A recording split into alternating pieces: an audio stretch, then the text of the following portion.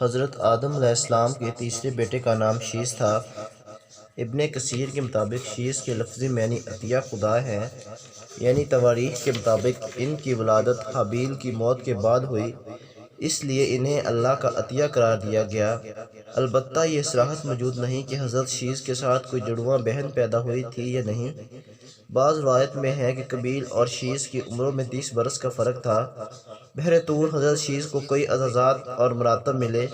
حضرت آدم علیہ السلام کے تمام نوری اثاران میں منتقل ہوئے، وہی ان کے بعد اللہ تعالیٰ کے نبی زمین پر حجت اللہ اور خلیفہ قرار پائے۔ حضرت شیس پر 29 صفحے نازل ہوئے اور عالم انسان میں آنے والے تمام انبیاء کرام حضرت شیس رحمۃ اللہ علیہ کی اولاد میں سے پیدا ہوئے۔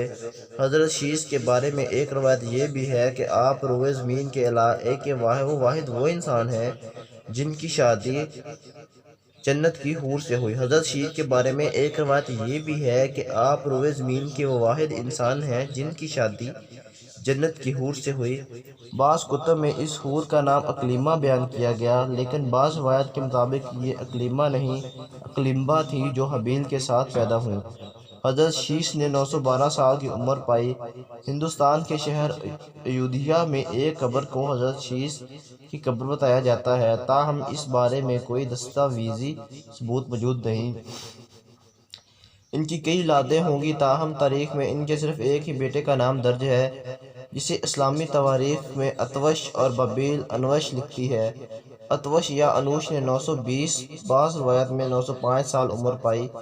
سیرت ابن ہشام کے مصنف ہشام بن محمد کے بقول عرب یہ مثل بولتے ہیں کہ گالی ہمارے باپ اتوش سے شروع ہوئی اور عہد شکنی ہمارے باپ شیس حتی اللہ کے نام سے حرام ہوئی۔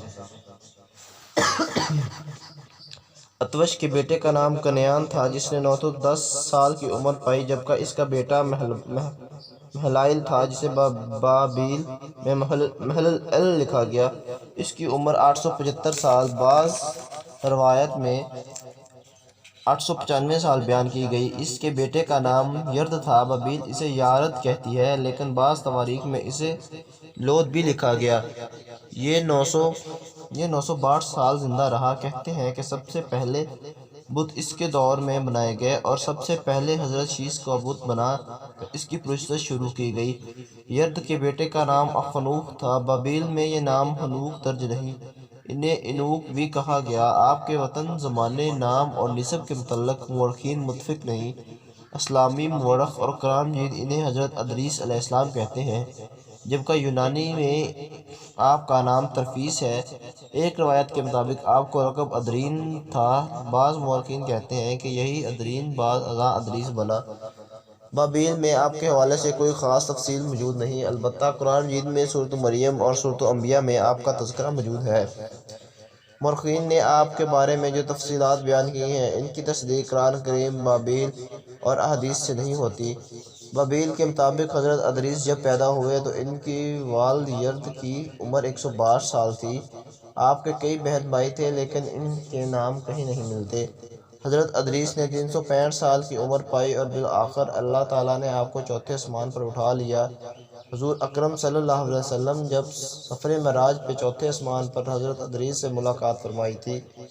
ایک غالب روایت کے مطابق حضرت ادریس علیہ السلام کا وطن دجلہ و فرات کا دوآبہ تھا۔ یہ علاقہ انسانی آبادی اور تہذیب و تمدن کا قدیم ترین مرکز تھا۔ اس علاقے کو زمانہ قدیم میں بابل کے نام سے پکارا جاتا تھا۔ بابل کے بارے میں یہ روایت بھی موجود ہے کہ اسے کنعان کے بیٹے مہلائل نے آباد کیا تھا، لیکن طوفان نوح نے اسے اجاڑ دیا۔ یہ بھی روایت ہے کہ حضرت ادریس علیہ السلام دنیا میں علم نجوم، بطور خاص علم رمل، ریاضی، فن کتاب، کپڑا سینے اور ناپ تول کے موجود ہیں۔ حضرت ادریس علیہ السلام کا صاحب کتاب ہونا بھی ثابت ہے۔ 3 صدی عیسوی تک صحیفہ ادریس کا وجود تسلیم کیا جاتا تھا۔ حضرت ادریس علیہ السلام کے بیٹے کا نام متوسلہ تھا، جسے روئے زمین کا سب سے طویل العمر شخص ہونے کا اعزاز حاصل ہے۔ جب یہ پیدا ہوا تو حضرت ادریس علیہ السلام کی عمر 187 سال تھی، جب خود متوسلہ نے 969 سال کی عمر پائی۔ متوسلہ جب 182 سال کا تھا تو اس کے ہاں ملک کے ہاں الملک نے جنم لیا، جس نے 770 سال کی عمر پائی۔ بابیل کے مطابق یہی لمک حضرت نوح کا والد تھا۔ تو دوستو، کیسی لگی آپ کو میری یہ انفارمیٹک ویڈیو؟ اگر آپ کو ایسی اور مزید انفارمیٹک ویڈیو دیکھنی ہے تو پلیز میرے چینل کو سبسکرائب کریں، ویڈیو کو لائک اینڈ ایک کمنٹ ضرور کریے گا۔ Thanks for watch. السلام علیکم، اللہ حافظ، اپنا خیال رکھیے گا، دعاؤں میں یاد رکھیے گا، اللہ حافظ۔